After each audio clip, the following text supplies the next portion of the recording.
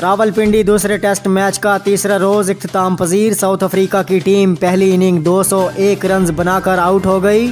पाकिस्तान की टीम दूसरी इनिंग में मायूस कुन कारकर्दगी 129 रन पर 6 खिलाड़ी आउट हो गए। हसन अली और मोहम्मद रिजवान क्रीज पर मौजूद। मैच का चौथा रोज कल होगा।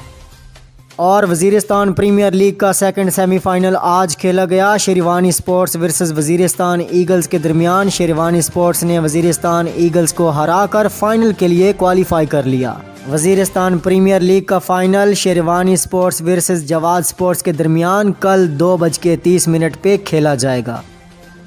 और माजिद शाह चनाब HD न्यूज़ से बातचीत करते हुए CPL नंबर 4 एडिशन को इंशाल्लाह मैं अकरम भाई के साथ, चनाब क्रिकेट एकेडमी वाले अकरम भाई के साथ ऑर्गेनाइज़ भी कर रहा हूँ और सपोर्ट भी कर रहा हूँ इसको पूरी तरीके से। और इंशाल्लाह बेस्ट विशेस इस पूरे टूर्नामेंट के लिए मेरी तरफ से। और आप सब से भी मेरी अपील है कि इस टूर्नामेंट को पूरी तरीके से सपोर्ट करें। इंशाल्लाह बहुत मज़ा आएगा। अब तक के लिए बस इतना ही। मज़ीद खबरों और अपडेट्स के लिए देखते रहिए चनाब HD न्यूज़।